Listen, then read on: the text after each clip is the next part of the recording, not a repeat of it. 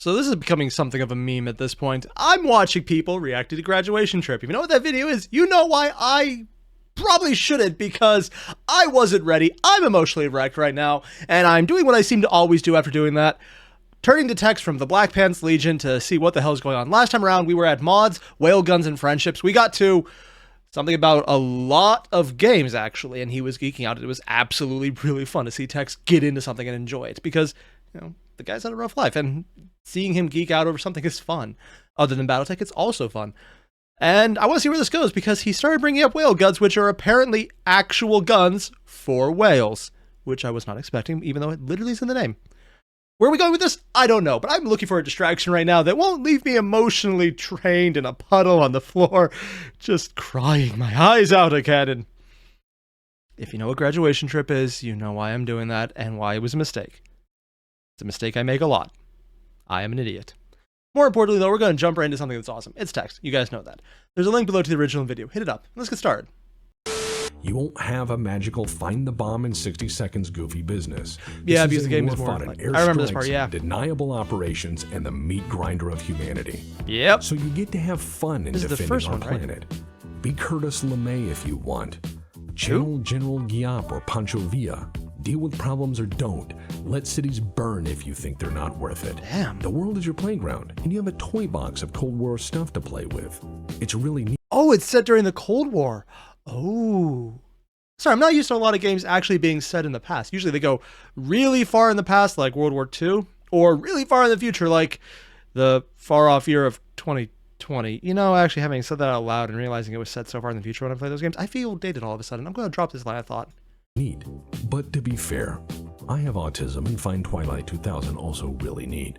The base version of Xenonauts has you re-engineering MiG-31s to catch high-altitude UFOs while trying to figure out how to weaponize alien magic rocks into bigger, nastier TNT. If the new XCOM... that makes sense. So basically, Xenonauts is XCOM, but oddly crazier and more freeform. Yeah, I remember that part. Was Special Forces Alien Fight Team brought to you by NVIDIA. What? Xenonauts is the Cold War went hot. It's aliens, and this time, it's personal. I'm going to be completely honest. I think that's what's going to have to be the title. The Cold War went hot, and this time it's aliens and personal. I don't even know where I go with that line, but I just kind of like it. In my opinion, Xenonauts is basically a B-movie. It's your goon squad of jumpsuit-wearing, steel helmet weirdos equipped with cassette futurism technology fighting aliens from beyond who really don't like us so much. The good ending of Xenonauts is pure humanity fuck yeah. Wait, there's a good ending? I was getting the impression this is one of those games where you just die. Huh. I guess at this point, if you actually reach a good ending, though, it's because you are so freaking lucky and insane that humanity fuck yeah is the only way you can get to that point, so it makes sense. It's a brutal fucking shootout against the clock, against unending numbers in a giant hallway. Oh, jeez. I ended my first this is the ending. By killing the alien leader with a bazooka I reverse engineered from an alien battleship's quantum singularity power core, because humanity fuck yeah. Sure. So they literally took a ship's reactor and turned it into a hand-propelled bazooka. Not even a nuke-propelled grenade launcher. Oh my god. And I think we just watched it because he just nuked himself. I'll turn a black hole into a fucking bazooka. Get off my planet. Yeah, that's Earth. If the aliens are dumb enough to crawl down here and fight us, I think we should be absolutely terrible. Only 139 soldiers lost. Wow, that's actually not a lot. I used the Community Edition patch, plus a few mods that I like, and I've made Xenonauts a perfect incarnation of B-movie schlock. Nothing like spinning up F-104s applied into their originally intended high-altitude interception role and splashing UFOs with a power of 20mm. And you just know that would be the stock footage roll of this B-movie that is Xenonauts. That and radar screens just sweeping away and people looking nervous at each other. Yeah. Everyone also smokes, but the B-movie doesn't end there. Honestly, this sounds like a continuation to Independence Day. It's too bad they never made a second one. Ever. Because let's be honest, without Will Smith, there was never a second one. They would need him. He's literally the entire point that was good. Him and Jeff Goldblum, that was literally the only thing. They would never fuck it up by trying to do it without those two. That wouldn't happen. I'm not taking this as a personal thing. It's not at all. For after you give the aliens the full Major Bong treatment. Oh my god. Is this a real person? Dick Bong. USAF Ace. P38 God on Earth. Oh my god, I think it's a real person. Thing is, with some of the crazy shit Black Pants Legion has pulled out in Texas especially, I don't know. That name. I can't tell if that is amazing or absolutely horrible. Treatment, you can call in your boys.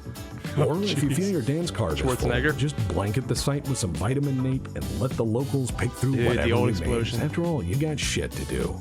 And a whole planet to Aliens save. everywhere.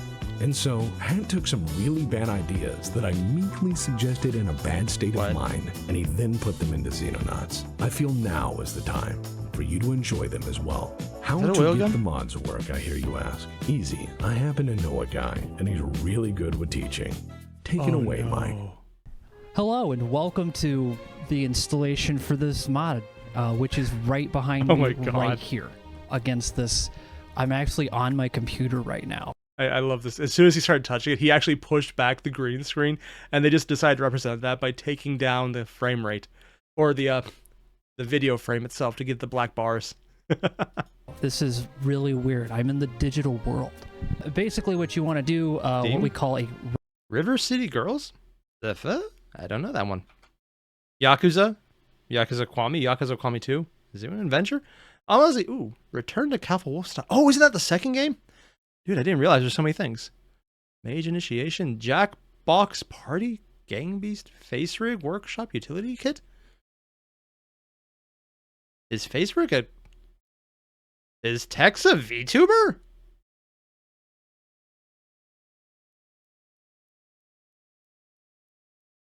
Was not expecting that. Unless this is probably his PC instead, huh? Right-click on it and click on Properties. Okay, which is right there. Now click where it says betas.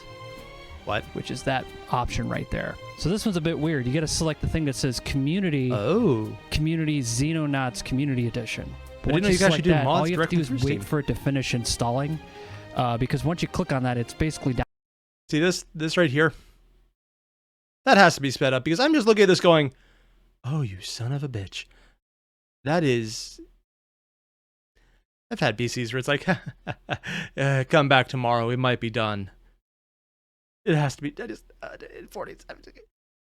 Yeah, it's sped up, but goddamn, that is... Downloading it right in the background. So I just close this window. That's faster than most of the downloads I've ever seen. Once that's finished downloading, go to the Steam community page for Xenonauts, which is located here. I'm actually using this for notes. And then go to the search bar, which is somewhere in this area. BPL I'm sure has I specific hit mods. And you're going to type in BPL. And oh, they do! Find the Black Pants Legion Armory mod. Click on that, and then once you're there, oh my god, there's just specialty go ahead and mods. click that little subscribe button, and it should just already be installing or installed. It's not a very big mod. After you've downloaded that, all you have to do is launch Xenonauts. You'll get this little window type thing. They actually have a like community mod for the Black Pants Legion. Over here where it says this modding is amazing. tools, and then when you click on modding tools, you're going to go over and hit the BPL Armory mod. Now, I can clearly see this is happening. Is it just me, or is he getting more and more transparent as the video goes on? Happening right behind me. I actually can't. And I know that it's down here on the bottom. White screen. And that's where I want to go. I want to click that and then click on the install button, which is somewhere over here. And once you've installed it, you should get a little message that says mod successfully installed. Yeah, mine usually just said you fucked just up. Like that.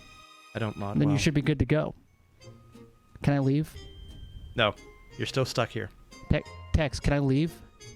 Tex, you said I could. As far as the mods go, I actually cut away. I'll explain them one at a time. People Labs. Remember when Guns I and said ammo. railgun? Right, so in that statement, the BPL Armory mod is probably the best argument for me not being a game designer.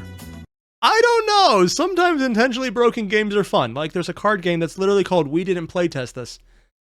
And you could tell they really didn't playtest this. It's a very fast game, and everything gets dumber by the second. So how does it work? The game lasts 3 minutes Once max. in game, you research BPL Armory, and then you get access to what our collective That collaboration German lady. provided. Firstly, we start with the Thompson submachine gun. Yeah? Time to use the armaments credentials. Let's start with the fact it has a song. Play it, Goat. What? It has a song? Is that an actual goat on his shoulder? They fought the Congo War with the fingers on the triggers, knee deep in the gore. What? For days and nights they battled tattooed to their knees. They kill to make a living. Is this a real song? I mean, I know it's a real song because we're hearing it, but is this one that Black Pants Legion pulled together? Because they've done it a few times, but... Or is this just one I've never heard? To be fair, it's me. Not hearing music is normal, but still. To help out the Congolese. Huh? Roland the Thompson gunner. This must be something from, what, the 70s? Roland the Thompson gunner. I actually don't know when the Congo War.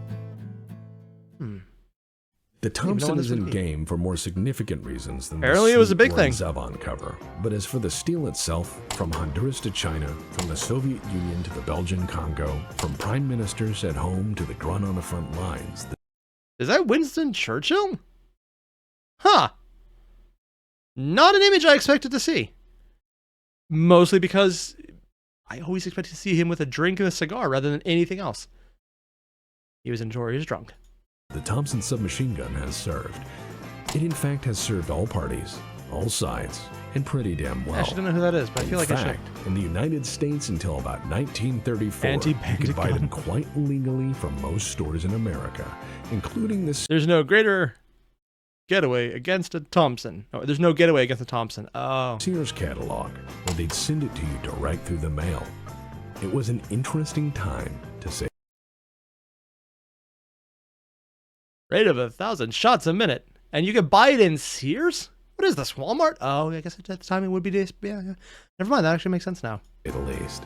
Based on its commercial availability, the Thompson has what we call character, and a number of songs about it, if we're honest.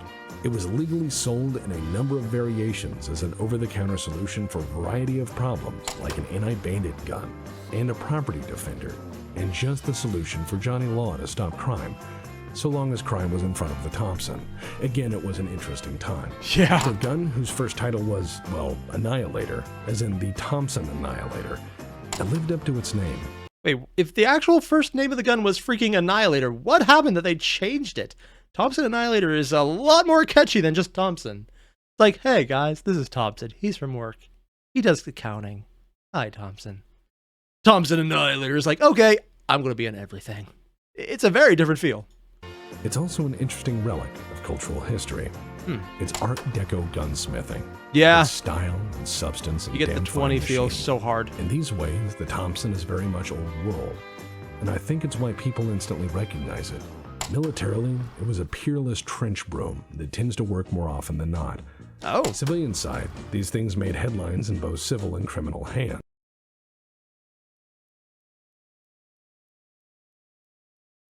Killing scene, too gruesome for onlookers.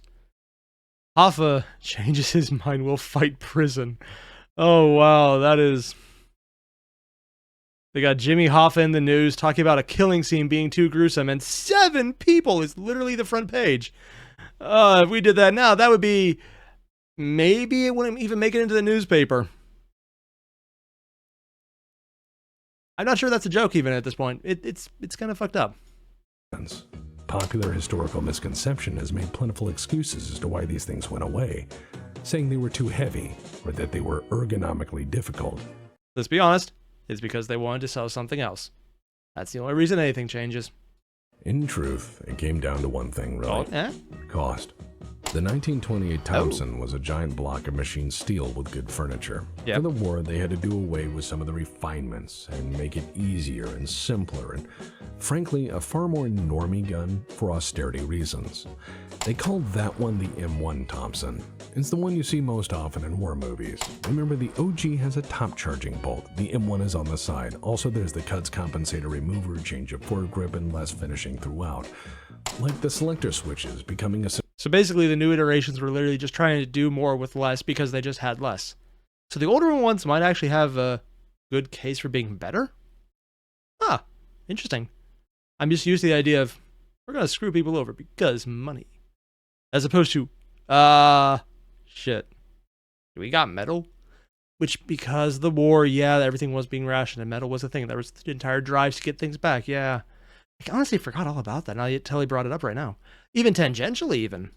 essentially, well, boring, and the sight's becoming what people associate most with the Thompson. The general area target minimalist peephole versus the OG's, frankly, hopeful sight setup. Yeah.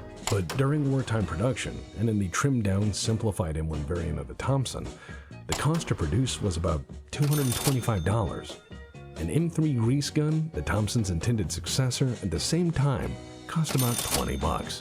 On the one hand, I guess with inflation, that's a lot more. But on the other hand, even with inflation, that's a lot less. Also, if you hadn't told me that was a gun, I'd think you're supposed to put spackle in there and just put it on a wall. I would not have known that's a gun off the top of my head. Hell, it looks less built up than some of the things I've seen for spackle. I've had that in my head because I just ran wire with a lot of help. And yeah, I spent a lot of time letting other people fix the walls because I fucked it up. Yeah. $20 then is about $260 in today's money. That's for the still grease not gun. bad. The M1 stripped down Thompson. So that was about a cost the $2,000 gun. Today's That's the big money one. of $3,991. In many cases, newer guns or weapon systems are not universally better during wartime production.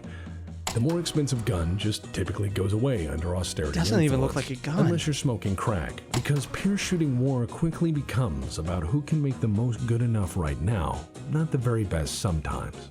So the 1928 pre-war Thompson was one of those last generations of civilian-designed and sold machine guns that were principally engineered to be good bullet hoses first and everything else second. It's an interesting cultural timepiece, and it's why I feel people love putting them in movies. In fact, I think every adult has made Tommy gun sounds while gesturing after saying something like, "Yeah, see?" And that's okay if you insist you have it. Yeah, I'm guilty of that. Completely done. Yeah, yeah. I'm not saying I'm good at the sound effect, but I have done it a lot. I have no shame. Thankfully, though, I didn't have a camera at the time, so I didn't record myself, and I'm going to be forever grateful for that. My nieces and nephews, on the other hand. Blackmail. Because I believe you, but my Tommy gun don't. The Tommy gun is just that much of a cultural imprint onto our lives. Even Picard knew of its power. It's now canon that the Borg know that when was this? Oh, Borg. To hardball. As Paul I do not remember that will episode. Probably do a video about it. The top hat Herbie. That is the top hat. Oh my god. I wonder if they're just gonna mount a Tommy gun on the side and say, "Hey, firepower, still faster than walking, but not much more." Please don't ask Paul Harrell. I think he'd just stare at me until I let him borrow my Thompson. Anyways, the Thompson has gone to war plenty. It doesn't need to advertise. It just is. It's the fucking Tommy gun. Even non-gun people know what it is and probably think it's cool. Yeah. That's because the Thompson is relevant on the merits of its actual achievement, not the mystical realms of what if. It's amazing this thing ever made it into the realm of video games at all, as it's commonly dismissed alongside everything else with wood furniture on it. I can't say why some folks dismiss older things out of hand in this post-ironic, I think because when it comes to a gun, if you see wood on it, it usually implies a lot more money put into it. Not always, but generally if someone's going to do that, you don't see fancy guns. You see functional guns now. So if you see something with embellishment because of the skin armadas, you know what I mean? Unfortunately, a lot of people probably do and have gone into it. If you see something fancy looking, you think, ooh, that must be really good. I'm kind of assuming that's why we think it's good now. Maybe 20 years ago was different, though. Before loot boxes and buying skins for weapons and wow, this is a feels like Confessions of a Gotcha Addict. Oh, jeez. sense-making age. But I think on some level, it's because they can't wrap their head around something being that old and still being so eminently very useful. In short, they don't make them like they used to. Reject modernity. Reject boring. Return to Embrace Art Deco machine guns. Also, I will proudly say the Thompson's effect in this mod is unmitigated by a game developer's feelings of balance. This gun is instead the reflection. Hickok45 is probably one of the best people on YouTube. He feeds the hungry, preaches kindness, and is friendly to all. Dude, nice. Also, that is a huge gun range he has back there. of what full auto is actually like. So instead of a burst looking like this, yeah, that's not it. It looks like this. Oh no. Okay, gonna be completely honest, the few times I've even done semi-automatic, the kick was so much harder. The fact that he's holding it relatively on par and kind of straight, I mean, I couldn't do that. I know for a fact the kick would knock me back the fuck off. I would be all over the place. I don't have a gun because I know I can't handle the kick. I'm actually impressed I can handle that. Wow. Unless it's more of a gun thing. Wasteful. It's as accurate as you'd expect, but it's equal parts sound and fury. And for that reason, it's gorgeous. The sound effect is the iconic sound. Look, if it's good enough to raid Innsmouth, it'll work on aliens. It's already the core working parts of the M41A pulse rifle. Anyways, next stupid gun. Are you saying that the M41A pulse rifle, is this a real gun or something from Halo? I heard pulse rifle and I saw that design and I'm just thinking that, but that looks like a real gun, but I can't tell if it's 3D or not. But yeah, just, I guess they had good bones. Anyways, next stupid gun. The 46s, well, we talked about it on the podcast. Yes, I'm familiar with 50 GI and 460 Roland. This is a gun joke as well, accepted humbly please. It does this. It's ruinously powerful and basically lets you play the game like an action movie. Just wait in and do this. It's stupid fun. Make the game far less serious instantly with a squad of action mans wielding nothing but super-powered handguns and a... Oh, dude, it's the old Hellsing. I think this is the actual anime version before Hellsing Ultimate came out later on. Fucking smile. Yes, we used a Kunin frame for the picture because a 1911 shaped thing in 357 Magnum is pretty neat. Next up, the Win Mag. What? Okay, shortish gun history is as follows. The 458 Winchester Magnum, or 458 Win Mag, is a belted straight taper big game rifle cartridge. In fact, it's what we call a big 5 game cartridge. This means it was designed to compete against things like the 470 Nitro Express and English style double rifles, but in a bolt action. That's a bullet? I mean, the pocket watch is usually roughly the size of a palm, and then that's it. You know, if we weren't talking about bullets right now, I would assume I would have to blur this image. Yeah. Goddamn. If you're brave enough, anything is, but nope. I hope my wife doesn't see this. System. It's a big bullet. It's plenty fast, and in modern loading, it's very sound. Just goes right in. To qualify that, I will say as a safari rifle cartridge rated against elephant, rhinoceros, and African Cape buffalo, the 458 Win Mag seems like a really great start against Alf and friends. The fuck is this? I almost think it's some kind of weird Phyrexian thing, but no. Oh, H.R. Geiger? Never mind, that makes a lot more sense suddenly. It's rated for elephants. Yeah, I guess that would make it easier to go full action movie. If whatever stumbles down the ramp of that UFO is smaller than a rhinoceros, it's game on. To defend my fellow human person, yes, if it don't have magic space shields, it don't count. Win Mag as a standard cartridge, because this is the power of mods. So, is it a fancy safari bolt-action rifle that kills big aliens? No, that's boring.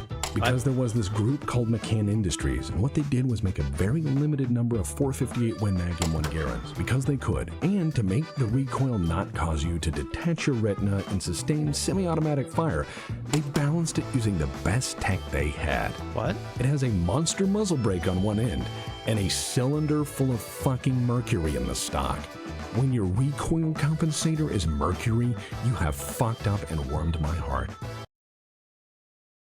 Okay, muzzle brake, not really sure, but mercury! You literally pulled a liquid metal, the only room temperature liquid metal, and that's actually in the gun? Also, if they don't do that, you would just rupture your eyes from the shot. To be fair, it's a huge ass freaking... Who thinks of this stuff? More importantly, how long before they figure out, you know what? The entire bleeding from your eyes thing, probably should do something about that. We kind of want the people to be able to, you know, come back and find us, and I don't think we've solved the entire blindness thing or literally doing more damage to the person shooting. I just...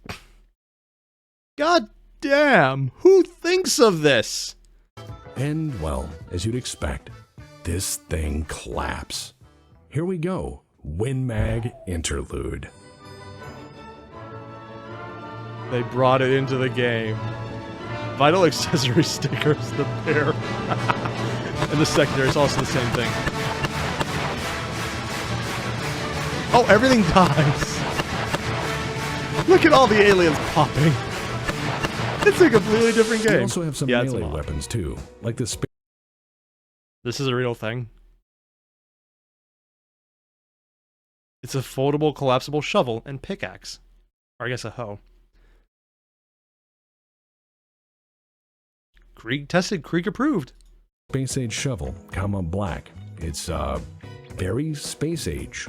It's, I know people who like fiddly black. stuff. They'd love this. It's probably Cerakote H245 by the coating, like everything else is these days. It's very expensive. It's not really a statement on the military-industrial complex as a shovel that was spray painted in Cerakote or anything. Anyways, there's also the medicine stick. And with it, you can beat people to health. Oh my god, it's literally a baseball bat with electronic stuff in it painted. You beat people. I'm beating them to hell.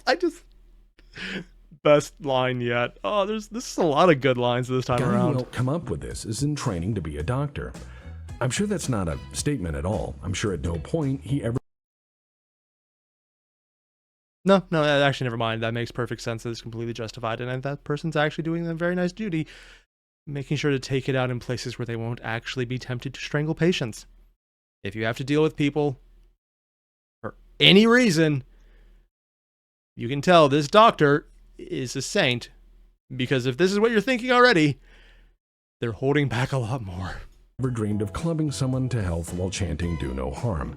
Moving on, the battle box. Because Space Station 13 is forever. What? Miners don't die. Cargo moves freight. Pizza Party is, as always, optional. Cargonia has a long-standing history of independence. So that's what the measured by pizza at the end of the surreal episodes chaos are. and violence is applied by the humble toolbox. What? In fact, many a lethal operator has been laid low by this humble thing.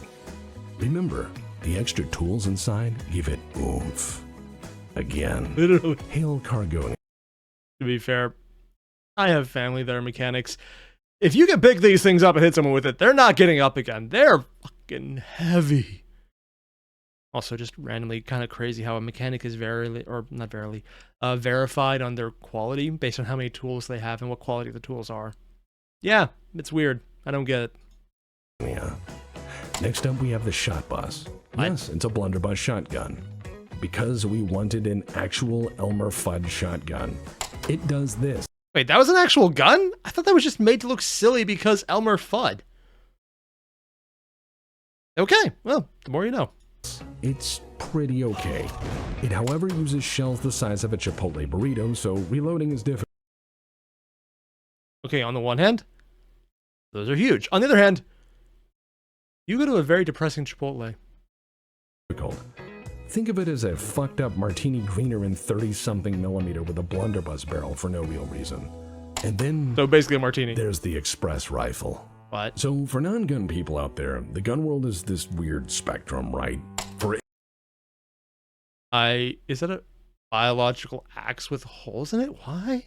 Oh, it's the spectrum of crazy. Why are they in a wind farm? Must be Southern California. Nah, it can't be. There's too much greenery. Instance, there's the people who talk about everyday carry and show complete strangers crystal clear pictures of what they have in their pockets at all times to demonstrate how prepared they are against complete strangers. This into the gun pool measures penetration in inches and uses words like drip and operator. Ah, so it's the gun equivalent of a person who would get avocado toast. Got it. And on the opposite end, there's people who wear tweed and don't ever get dirty for any reason. These people have their help do things like iron the papers so ink doesn't get on their fingers. People in this second, incredibly stupidly wealthy category measure penetration in yards. They think $25 a cartridge is I know one of these guns is worth more than your average gun collection, plus the net total assets of an individual to include house and car, they are expensive? Oh. I'm assuming that's actual real, probably, I can't say gold. Gold is a really weak metal. Any kind of shot would probably destroy it just with the vibration. Also, I was really thrown off for a second when he said, yeah, they iron the paper so they don't get ink on their hands. I'm just like, what? Oh, and there's like, oh no, they actually go full fountain pens, so someone else is doing all the work for them. Probably have someone to sand and blotting it out just to keep it down. Steel. And they don't care if you scream at that. They in fact would have you escorted from the premises for raising your voice. These people sometimes own guns, and when they do, they're like this. What? This is a rifle for those identified tastes. Holland and Holland. This is a gun? I'll be honest, if you had showed this to me, I think it was just some kind of anachronistic art piece. Although to be fair, it actually probably is that as well. And massive, honking overpen. What? The Express Rifle, in-game, is a nod to the works of Anderson Wheeler, Holland and Holland, Wesley Richards, Vernie Karen, Krieghoff, and Merkel, to name a few. Damn. These are companies which, if you have enough money, will help you have less of it. A lot less. Some of these guns cost more than any 3 or 4 bedroom home in the United States. Serious. I mean, as much as a 3 or 4 bedroom home? How would... This is only 7 months ago, so considering when he said this, the average 3 or 4, this is, depending on where you're at, that range is huge. I'm just going to go for the median and say that's probably a $300,000 gun, more than 3. Yeah, okay, that's exactly what he said before. Basically more than your income, your net card. Yeah, no. That's fuck off levels of disposable income. Also, they actually have a tarnishing effect on here. Because of how it's doing it in here, where it would actually be less tarnished because... Yeah, this is something that was done intentionally to look like it was burned in. Because if it was actually tarnishing over time, these sections on the outside that are lower would be the darker ones, while the inside would be more buffed up because that's where you touch it more and keep it shined up just with hand oil. It's disturbing when you find out why certain things that are so shiny are. And then you realize how many people touch it. It's like, oh. No. Yeah. If you see a statue that has certain pieces that are still shiny, don't touch it. Because probably hundreds of thousands of other people have. And a lot of people don't think washing their hands is a good idea. And you don't just, no. It's basically a war for superiority of the germs. It's Planet of the Apes of germs. And they all want to fuck you up. Seriously.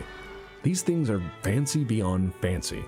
In exchange for money dollars, and all of them, these gun makers will build you a rifle that can certainly kill anything on 2 or more legs, and very probably severely harm most things with 4 wheels.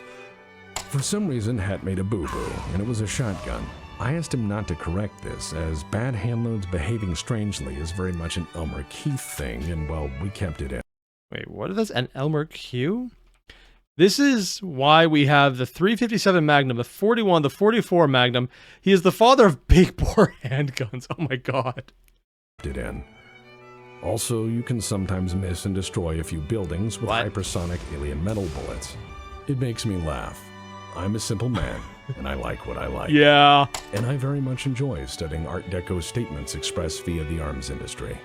Also having a way to, use it in some form that doesn't involve selling every body part you have to science and or the black market. As well, if you feel guns fall short of being art, I invite you to put your eyes on the Raymond J. Rielgas archives. That's a gun? Honestly, I thought it was a cardboard cutout at first. What? It's like I can tell it's there, but at the same time, I can't tell it's there, and it looks like pieces come out and... What? However, if modern guns aren't your thing for whatever reason, the Turkish Gunworks historical firearms are, well, straight out of Faerun for some people. I have close friends who are not gun people who routinely use these historical firearms as examples for their homebrewed fantasy settings, and I can't fucking blame them. Yeah, this has all the crazy amount of art on it that you'd expect of some of the crazier swords in fantasy. Not the ones that get used, but like the ones that are ceremonial, that people have time to add embellishment to. It's truly gorgeous work. Yeah. And lastly, we have the bomb lance. What's a bomb lance, you may ask? You ever hear the phrase in English, blow their brains out? This is the device which does that blowing. In fact, in the English language, that whole phrase probably originates with a bomb lance as it... The brand. Whaling gun and bomb lance. Oh, the bomb lance is the gun. That's not a gun. That's literally a holding device for this thing that just happens to let it come out. Was the designated tool by which you delivered a killing blow to a whale. So yeah, there's guns, and then there's the whale gun. And because I can't help myself, here's how it works. It's a big musket. It fires the lance, which is a metal harpoon containing a SUP and not a Textox Battletech. Simple. A few reasons.